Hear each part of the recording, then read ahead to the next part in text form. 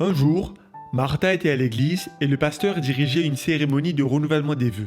Il a saisi l'occasion pour encourager les membres à être fidèles, non seulement envers leur époux et à garder le sabbat, mais aussi à être loyaux dans d'autres aspects de leur vie, comme rendre leurs dîmes et leurs offrandes basées sur un pourcentage. Martha était mal à l'aise quand le pasteur a parlé de faire un vœu pour rendre un pourcentage fixe de leurs revenus comme offrande. Alors, elle demanda à Jackie qui lui donnait des études bibliques. Pourquoi devrais-je faire un vœu pour les offrandes? Ne puis-je pas donner ce que mon cœur me dicte? Ou lorsque je vois qu'il y a un projet digne d'être financé? Eh bien, crois-tu que tu puisses faire confiance à ton cœur?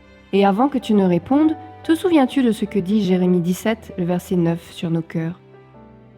Non. Il est dit que rien n'est plus trompeur que le cœur humain. On ne peut pas le guérir. Nous ne pouvons tout simplement pas faire confiance à nos sentiments ou à nos envies pour faire ce qui est juste, tu vois? Je vois.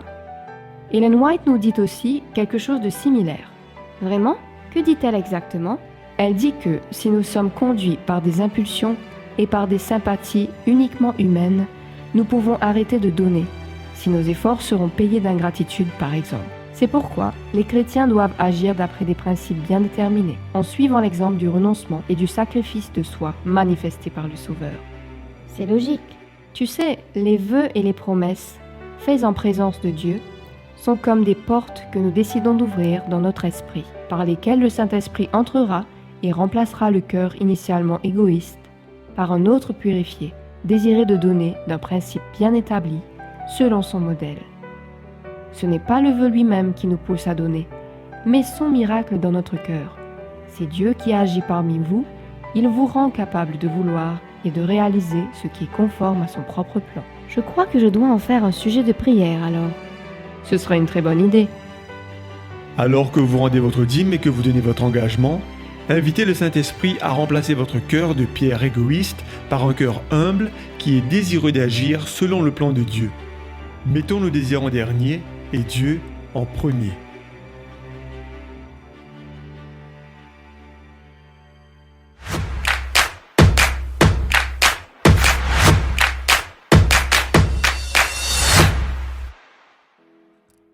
Bienvenue, mes camarades internautes, à nos programmes hebdomadaires comme chaque sabbat, chaque samedi.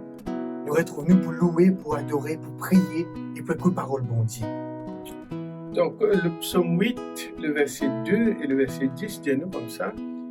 Éternel notre Seigneur, que ton nom est magnifique sur toute la terre. Ta majesté s'élève au-dessus des cieux. Éternel notre Seigneur, que ton nom est magnifique sur toute la terre. En effet, Bruno, le nom de Dieu, comme le psaume fait dire nous, le psaume peut dire nous que le nom de Dieu est grand et puissant et nous pouvons découvrir lui à travers la louange. Mais avant que nous commencions, il y a une phrase, une réflexion qui me tient content de partager avec vous. C'est une réflexion que j'ai l'occasion de faire avec ma collègue dans ma méditation quotidienne chaque matin. Quand elle a fait que nous ressortir, c'est que quand nous vîmes en présence de bon Dieu, nous réalisons nos petitesses. Et non seulement nous réalisons à quel point nous petits, nous réalisons grandeur bon Dieu. Et quand nous réalisons grandeur bon Dieu, nous réalisons l'immensité de l'amour. Et s'il y a une phrase dans sa chant que nous prenons là, qui m'a apprécié, c'est qu'il dit toi, nous péchons les petits grands, nous péchons les encore grands, mais c'est l'amour encore plus grand. À nous adorer, à nous louer, c'est à Dieu qui se nomme magnifique et se nomme grand. Et non seulement cela, il rempli d'amour pour nous. You were the world and the beginning, one with God the Lord Most High. Your hidden glory in creation, now revealed in you our Christ. What a beautiful name it is, what a beautiful name it is, the name of Jesus Christ, my King. What a beautiful name it is, nothing compares to this. What a beautiful name it is, the name of Jesus.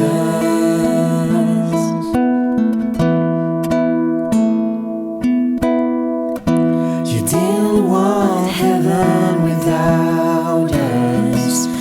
Jesus, you brought heaven down. My sin was great, your love was greater. What could separate us now? What a wonderful name it is. What a wonderful name it is. The name of Jesus Christ, my King.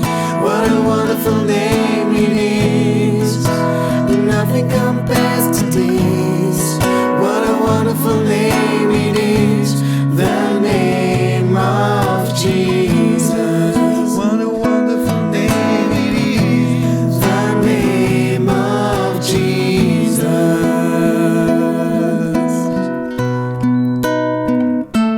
So dit actuellement quand on fait cette vidéo là, qu'il faut un problème, qu'il y a un problème financier, qu'il y a un problème maladie, qu'il y a un problème relationnel, mais dans tous les cas, bon Dieu il est puissant et bon Dieu il est plus grand que de problèmes. Bon Dieu, pénasse égal, bon Dieu, pénasse rival. Dans Isaïe 40, le verset 18 dit nous, qui ça n'a, nous qu'à comprendre bon Dieu, à qui ça n'a. You have no rival, you have no equal. Now and forever, God, you reign.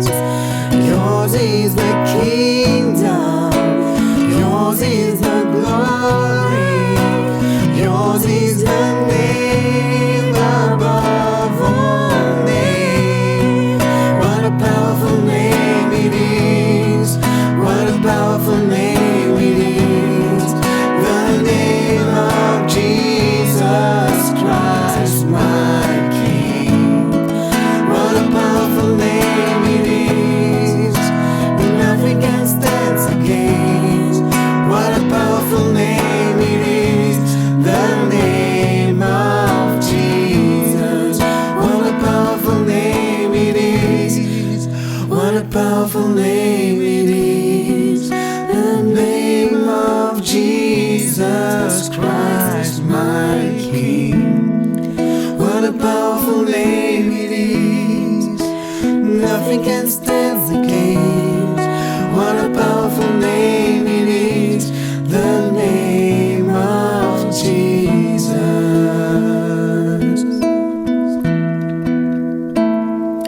Vers toi, Seigneur,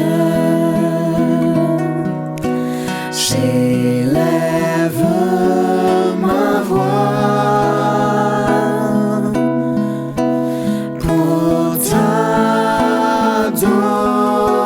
t'adorer, mon Sauveur, mon Roi.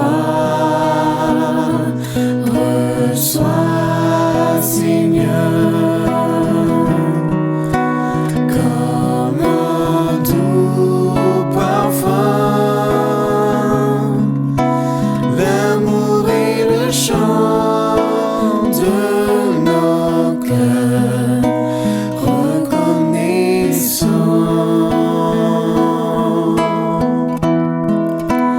L'amour et le chant de nos cœurs reconnaissants.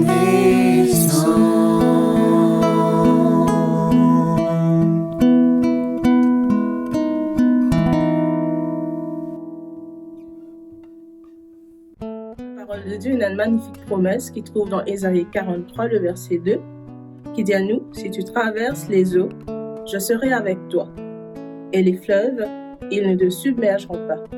Si tu marches dans le feu, tu ne te brûleras pas. » Avec cette promesse que Dieu fait à nous, on a l'assurance d'avoir un Dieu qui protège nous, qui rassure nous en toutes circonstances. Et c'est pour ça que quand nous pouvons prier avec sa promesse-là, sa confiance que Dieu est avec nous tous les jours, même jusqu'à dans un moment difficile et dans une situation compliquée. Prions. Notre Père, nous remercions toi pour les magnifiques promesses qui t'accordent nous à travers ta parole. Malgré les tempêtes, les difficultés qui nous passaient tous les jours, malgré les soucis avec le travail, avec la pandémie, tu es un Dieu qui est toujours présent, tu es un Dieu qui est toujours là pour fortifier nous à travers ta parole. Seigneur, Père éternel, qui te cave, rassure-nous, qui te cave, prends-le dans tes bras, et qui à travers le moment qui nous peut passer, malgré la tempête, malgré les difficultés, nous camène à l'assurance qui nous pointe jusqu'à la destination qui te tracée pour nous, c'est-à-dire la vie éternelle et la vie avec toi à tes côtés. Nous demandons tout cela au nom de Jésus. Amen.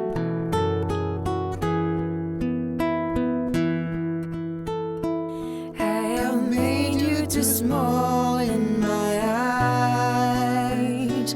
Oh Lord, forgive me. And I have believed in a lie that you were unable to help me. But now, oh Lord, I see my wrong. Heal my heart and show yourself strong. And in my eyes and with my song, be magnified. Oh Lord, be magnified. Be magnified, oh Lord. You are highly exalted, and there is nothing you can do. Oh Lord, my eyes are on you. Be magnified. Oh Lord, be magnified.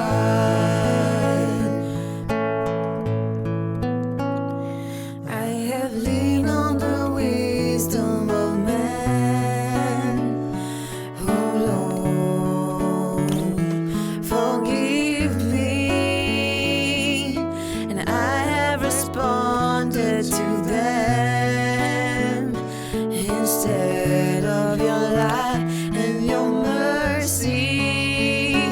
But now, oh Lord, I see my wrong.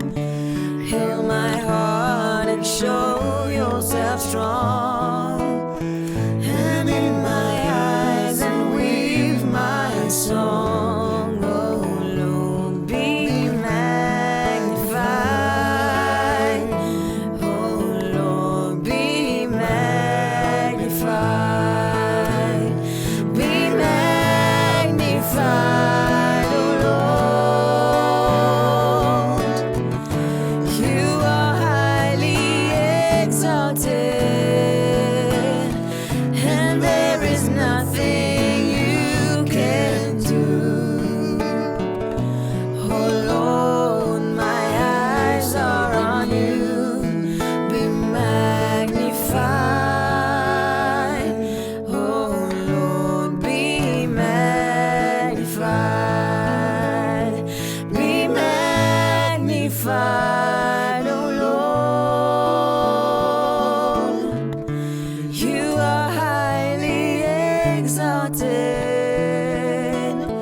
and there is nothing you can do. Oh Lord, my eyes are on you. Be magnified. Oh Lord, be magnified.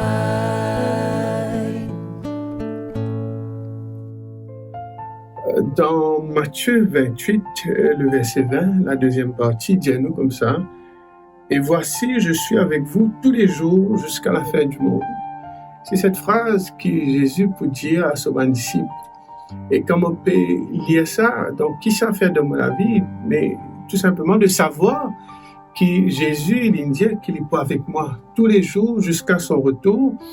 Ça donne moi la force pour persévérer, ça donne moi la force pour avancer, malgré peu importe les difficultés que nous sommes capables de faire face, que nous sommes capables de gagner dans la vie. Donc, de savoir que Jésus est à notre côté, ça permet moi d'avancer, ça permet moi de garder la foi jusqu'à son prochain retour. Et cela introduit aussi le chant qui nous prend, persévère, et qui me demande la cause était de capable de chanter de tout votre cœur ce chant persévère.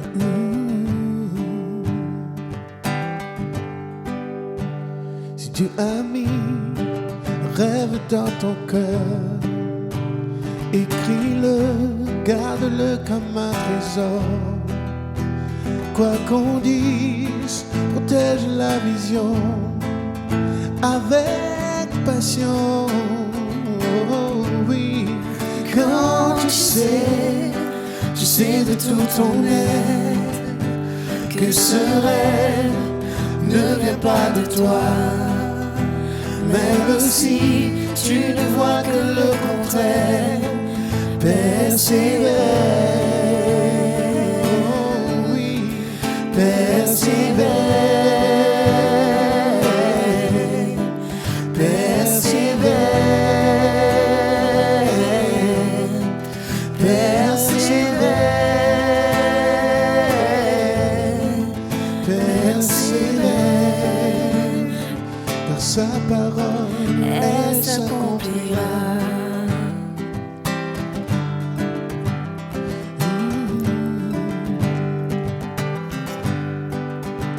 Si dans ton cœur est réelle cette promesse, quand vient le doute, lève-toi et confesse que Dieu est vrai et que sa parole demeure éternelle.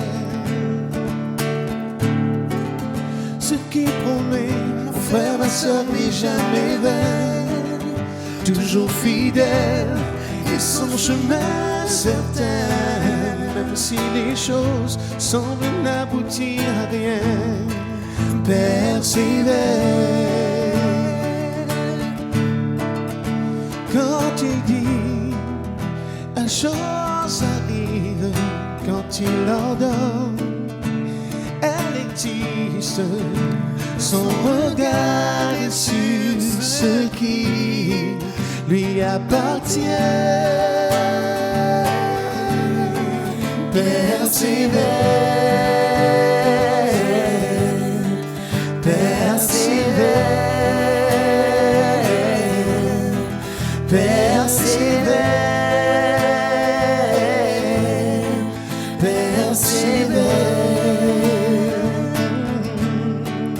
persévère, persévère,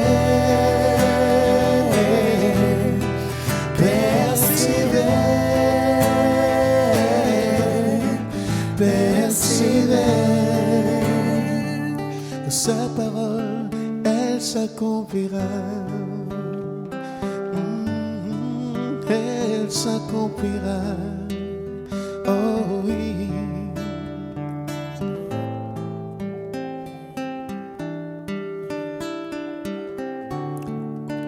Que sa parole, elle s'accomplira.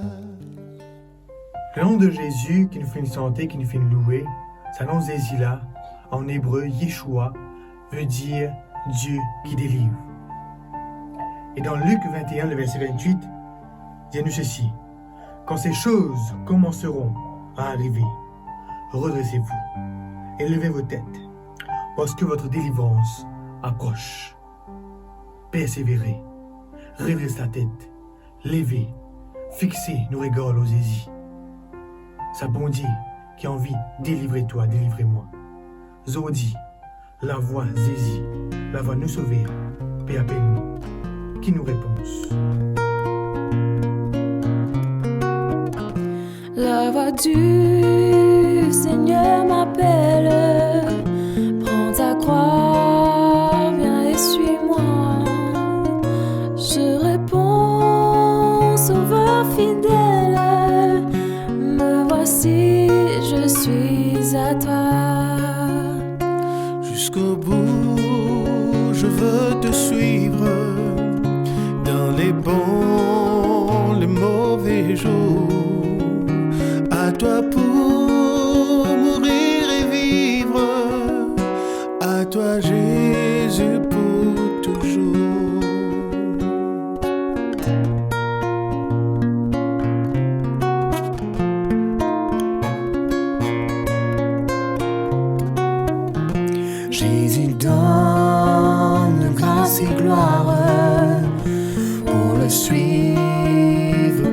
papa. Avec lui, joie et victoire, paix et bonheur ici-bas. Jusqu'au bout, je veux te suivre, dans les bons et mauvais jours. À toi pour mourir et vivre, à toi Jésus pour toujours. Jusqu'au bout, je veux te suivre, dans les bons et mauvais jours. À toi pour mourir et vivre, à toi Jésus pour toujours.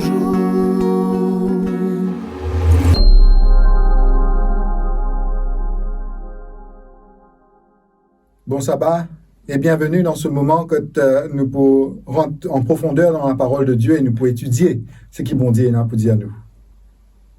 Si tu as le choix entre lesquels tu peux choisir 100 000 roupies tout de suite ou ça 5 000 roupies par mois pendant 10 ans. Vous pensez que c'est un jeu qui est, nous tous, du moins, beaucoup d'entre nous finissent jouer quand nous petits enfants. Ce jeu-là, il met en perspective nos bonnes priorités et la capacité de faire le bon choix. En parlant de choix, nous avons toujours des choix cruciaux à faire et régulièrement dans notre vie. Par exemple, comment est-ce que nous sommes capables d'investir nos l'argent? Quelle éducation donner à nos enfants? Le choix du conjoint avant le mariage? Les interventions médicales? Mais il y a un choix encore plus important et même plus vital à prendre. Choisir d'accepter Dieu dans notre vie. Ou ça, de n'en rien faire. Le choix. Bon Dieu les présente-nous lit ainsi. Dans Deutéronome, chapitre 30, le verset 15. Deutéronome, chapitre 30, le verset 15, pour dire nous ceci. Vois, je mets aujourd'hui devant toi la vie et le bien, la mort et le mal. Comme on dit, pour présente, sa choix-là, il est pour radical dans ce même propos. Souvent nous dire, pena katsime. Et effectivement, là, aujourd'hui, pena katsime, il n'y en a que deux. Soit nous choisir la vie, soit nous choisir la mort. Quand nous mettons ce choix-là devant nous, il semble bien facile, en premier abord, de prendre. Il est clair. Si nous pouvons choisir entre le bien ou le mal, si nous pouvons choisir entre la mort ou la vie, effectivement, nous pouvons dire, mon envie de choisir la vie. Mais est-ce un choix facile à prendre? C'est ce qui nous peut guetter aujourd'hui, le choix entre la vie et la mort. Ce qui bon Dieu proposé aujourd'hui comme vie, c'est bien sûr la vie éternelle. Là que la mort n'existe pas. Là que la maladie pas exister, là que la souffrance pas exister, même les pleurs pas exister. Cette recherche de la vie éternelle, de la vie en abondance, est comme une quête qui est innée en l'homme, qui est à l'intérieur de l'homme. Déjà, quand nous guettons un petit peu autour de nous, il est présent dans la plupart, ou pour ne pas dire dans toutes les religions connues. Elle est aussi présente dans certains mythes et légendes. Mais encore plus,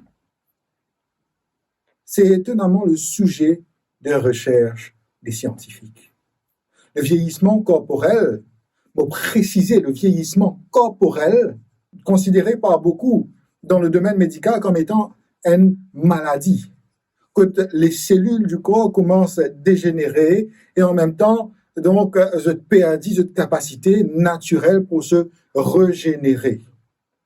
Diverses organisations médicales font de tout leur mieux pour combattre contre les diverses maladies, bactéries, virus, etc., pour que l'humanité, pas mort, mais reste en vie.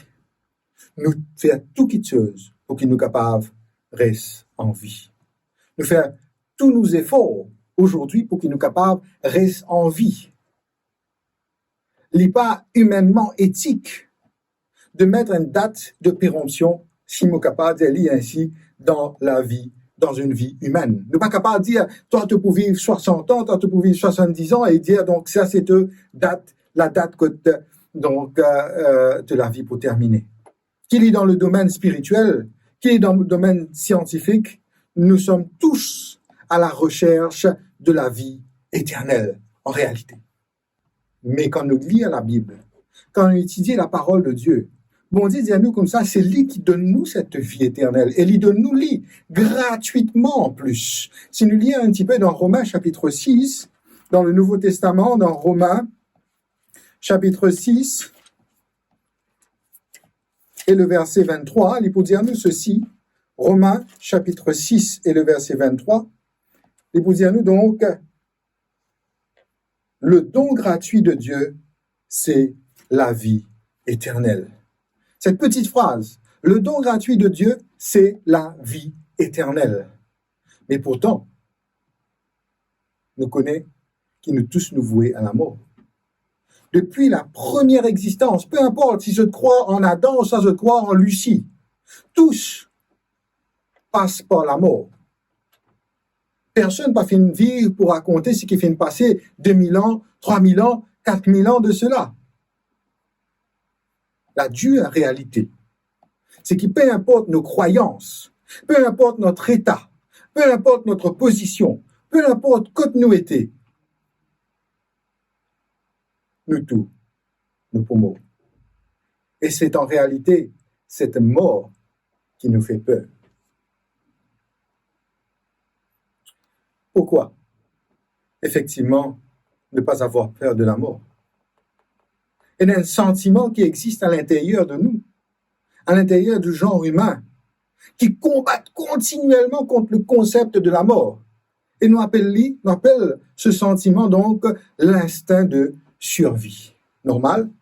Parce qu'en réalité, nous tous, la Bible dit à nous, la parole de Dieu dit à nous, nous tous nous sommes créés, pas pour mort, mais nous sommes créés pour nous vivre éternellement. Dieu raconte tout dans la Bible, qu'il nous fait être formés pour qu'il nous capable de vivre éternellement et dans l'abondance et dans la joie, dans le bonheur. Logique. Quel est ce Dieu, chers amis, qui pour créer, nous capables de lire ainsi en jeu de mots, quel est ce Dieu, ô Dieu, qui pour créer, pour qu'il soit création à le mot. Dieu donc, pour créer nous parfaits. Dans un monde parfait, pour qu'il nous capable de vivre éternellement dans la joie et dans le bonheur parfait. La mort, c'est quelque chose qui finit après, par rapport à un choix de l'homme. Encore une fois, le choix. Ce choix donc finit être mis devant l'homme, et l'homme finit mal choisir. Ce choix s'appelait le péché. Et le texte qui nous fait lire, donc Romains chapitre 6, le verset 23, commence avec cette phrase. 23, car le salaire du péché, c'est la mort. Le salaire du péché, c'est la mort. Le choix donc que l'homme finit être confronté, c'est obéir à Dieu, ou ça pas obéir à Dieu. Pécher, ou ça ne pas pécher. Suivre Dieu, ou ça ne pas suivre Dieu. Suivre autre chose. Et c'est ce qu'il finit de faire comme choix. Il finit malheureusement choisir pour pécher. Et la suite est décrite dans Romains, cette fois-ci, chapitre 3, le verset 23. Romains, chapitre 3, le verset 23, pour dire nous ceci. Car tous ont péché et sont privés de la gloire de Dieu. La Bible, pour dire nous, ce texte, pour dire nous, qui tous finissent pécher. À partir du premier péché, à partir du premier homme qui finit pécher, tous ont péché. Aujourd'hui, donc, nous dans une situation de pandémie, que nous pouvons vivre la prolifération de ce virus qui nous appelle COVID-19. Imagine un petit peu que tous les 7 milliards et plus de personnes finissent gagner Covid. Et personne pas réussi échappe à ce virus. Pardon, la finalité de ce virus est malheureusement la mort. Bon, ce n'est pas le cas pour Covid, heureusement. Nous capables de gagner la guérison, il est facile, donc aujourd'hui, par la grâce de Dieu, et aussi, donc, comme un bon Dieu donne aux scientifiques la possibilité de trouver quelques solutions à cela. Donc, heureusement, il n'y a pas la finalité du virus de passer à la mort. Mais imaginez seulement. Imaginez que la finalité de ce virus soit effectivement la mort et qu'il n'y ait pas de cure. Est-ce que vous pouvez imaginer ça? Tout le monde gagne le virus. La finalité, c'est la mort et il n'y a aucune cure à cela. Eh bien, en réalité, ce virus existe et ce virus s'appelle le virus du péché. Et nous pouvons vivre cette réalité aujourd'hui, c'est sûr, n'est-ce pas? Et nous sommes capables de comprendre encore plus alors que nous pouvons vivre dans cette période de pandémie.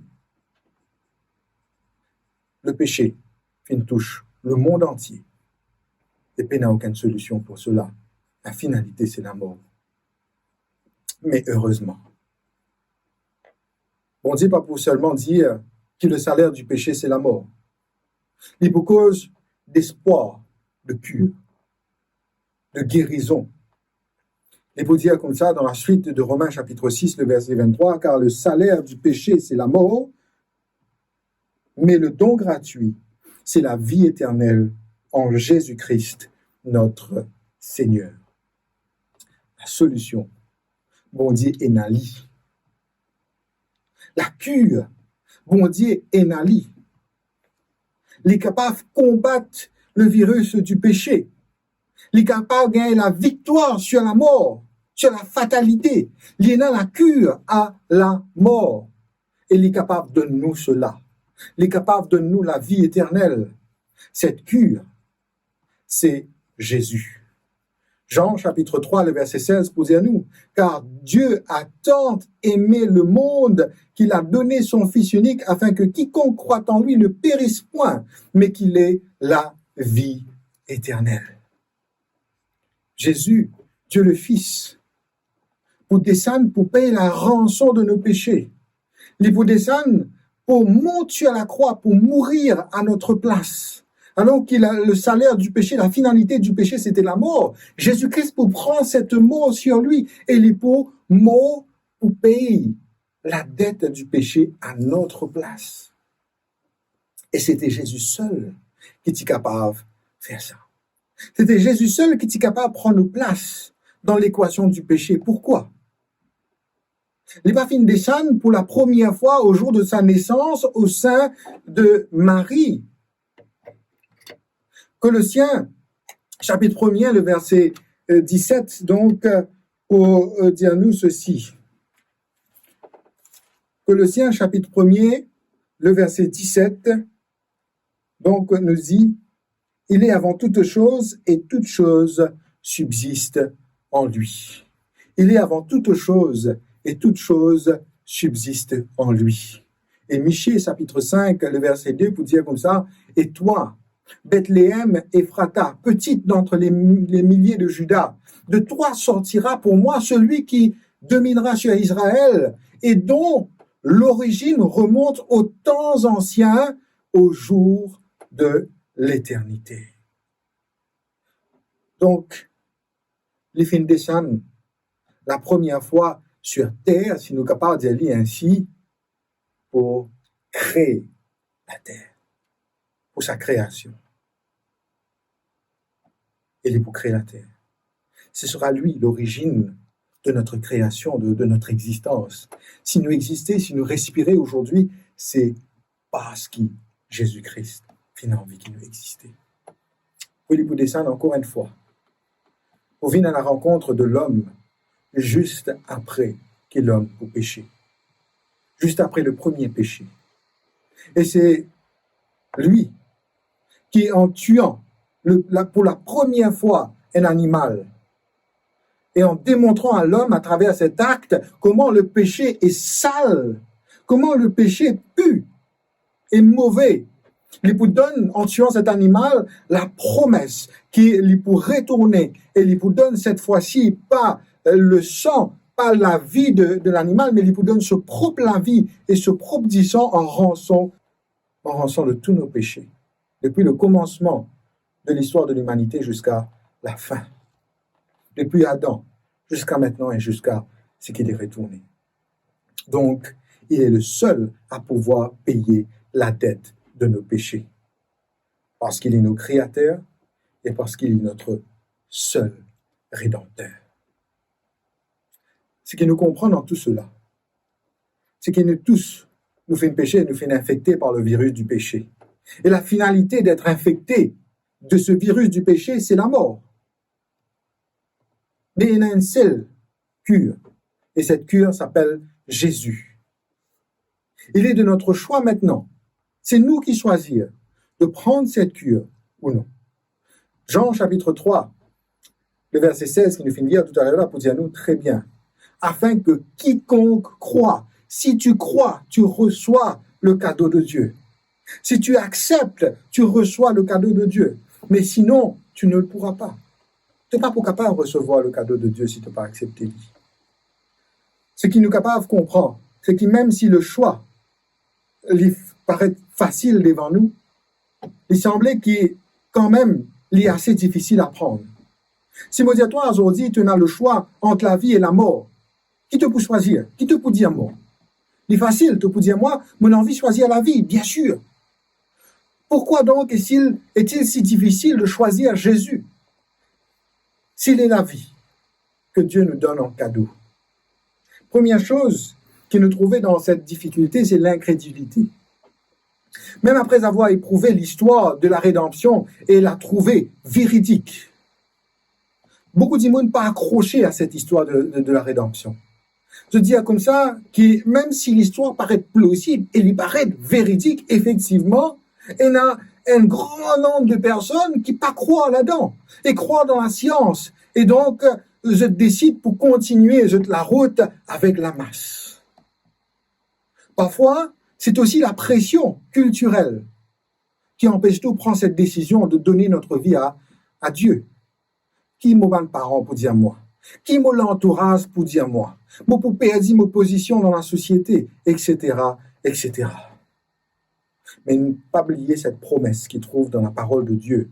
Dans le psaume 91, le verset 1er, il dit à nous comme ça, « Celui qui demeure sous l'abri du Très-Haut repose à l'ombre du Tout-Puissant. » Si nous prenons comme abri le Seigneur, le texte dit à nous, si nous prenons comme abri notre Dieu, notre Créateur et notre Rédempteur, Jésus-Christ, nous repose à l'ombre du Tout-Puissant, de celui qui peut tout faire, le texte dit. La deuxième chose qui est nous capable de trouver comme réticence à accepter Jésus-Christ, donc beaucoup d'immunes recherchent une récompense directe en s'appuyant sur Jésus, ce qui n'est pas mauvais. Mais souvent, ces bénédictions qui se recherchent, donc, sont beaucoup plus selon leur propre volonté que celle de Dieu.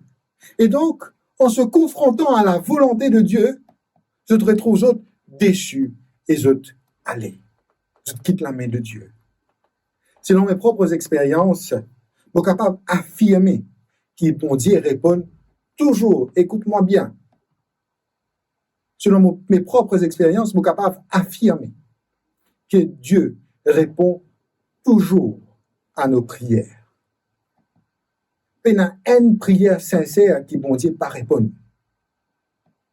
Mais il n'est pas répondre selon nos volontés, mais bien selon sa volonté. Et c'est toujours pour notre bien. Car bon Dieu il connaît ce qui est meilleur pour nous, mieux que nous-mêmes. Troisième chose qui nous est capable de trouver, donc, qui empêche nous de prendre la décision envers Dieu, ce sont les bruits, ce qu'ils nous appellent donc les bruits du monde.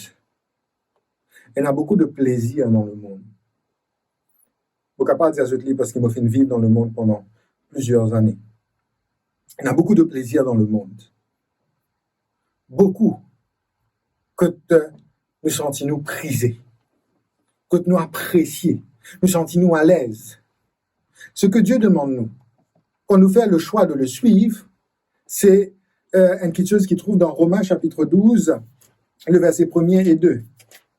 Romains chapitre 12, le verset 1er et 2. Il dit nous comme ça, « Je vous exhorte, donc frères, par les compassions de Dieu, à offrir vos corps comme un sacrifice vivant, saint, agréable à Dieu, ce qui sera de votre part un culte raisonnable. » Voilà comment est-ce qu'il bon Dieu demande nous pour offrir notre corps en sacrifice. Le verset 2. Ne vous conformez pas au siècle présent, mais soyez transformés par le renouvellement de l'intelligence afin que vous discerniez quelle est la volonté de Dieu, ce qui est bon, agréable et parfait. Bon Dieu demande nous une transformation dans notre vie. C'est ce que bon Dieu demande nous. Quand il demande nous pour suivre lui, c'est un acte de le suivre. C'est pas seulement quelque chose qui nous vive ici dans l'intellect, c'est pas passif, mais c'est actif. Bon Dieu dit à nous, change-nous la vie, transforme-nous la vie. Et c'est ça qui dure, au fait, pour faire avant de suivre Dieu. C'est ça qui est dur, c'est cette décision qui est dure de prendre. Matthieu chapitre 6, le verset 24, pour dire à nous, nous pas pour capable servir deux maîtres. Soit nous pour haïr un et nous pour content l'autre, soit nous pour attacher nous à l'un et nous pour mépriser l'autre. Et bien souvent, trop souvent, nous méprisons Dieu et nous attachons au monde. C'est ce qui arrive. Et malheureusement, c'est ça qui empêche nous. C'est le choix de quitter les bonheurs éphémères de ce monde pour qu'il nous capable attrape les souffrances éphémères de la vie spirituelle qui décourage beaucoup à prendre la décision de choisir la vie. Car pour ces personnes, c'est une trop grande souffrance que de sacrifier des choses. Car pour certaines personnes-là, c'est une trop grande souffrance de sacrifier des choses du siècle présent. Mais en faisant ainsi, oubliez la grande récompense qui peut attendre nous après, la vie éternelle. La vie éternelle de joie, de paix et de bonheur parfait. Et la quatrième et dernière chose qui nous pourrait aujourd'hui par rapport au choix qui nous mène entre la vie et la mort, c'est la culpabilité. Beaucoup d'hier, on fait trop péché dans la vie. Bon Dieu pas pour capable reprendre moi, ça bon Dieu pas pour capable prendre moi. Moi-même le dernier des pécheurs. Souvent nous disons ça. Moi-même je dis ça. Nous sommes les derniers des pécheurs. Mais pas oublier que Jésus est mort pour le pire des pécheurs. C'est un Père compatissant, lent à la colère, il est riche en bonté et en miséricorde. Il a le pardon dans lui. Bon Dieu, ce n'est pas un Dieu qui juge, qui pointe du doigt, qui dit tu viens de faire ça, tu viens de faire ça. On dit acceptez-nous. Il est content nous. D'ailleurs, il peut dire nous dans une phrase, dans Jérémie 31, le verset 3, je t'aime d'un amour éternel. Et sa phrase-là dit beaucoup de choses. Sa phrase-là dit à nous comme ça, qui peine à rien qui nous capable de faire. Peine à aucune action de notre part, peine à aucune pensée de notre part, peine à rien qui nous capable de faire, qui est capable de diminuer l'amour de Dieu pour nous. Extraordinaire, n'est-ce pas? Aujourd'hui, mon Dieu, t'es cause avec toi, et dis-toi comme ça, peine à rien qui te capable de faire dans ta vie, qui empêche mon Dieu content de toi. Peu importe que tu étais, qui s'en a tu été, comment tu étais. La Bible dit à toi aujourd'hui, bon Dieu, content-toi. Une envie sauve-toi. Une envie sauve-toi de ce virus du péché. Une envie qui te vive éternellement. Les mettre devant toi aujourd'hui la vie, Jésus, la bénédiction. Mais il y en a aussi devant toi aujourd'hui la mort, l'absence de Jésus, la malédiction du virus du péché. Qu'est-ce a fait? Qu'empêche-toi pour prendre la décision de la vie aujourd'hui?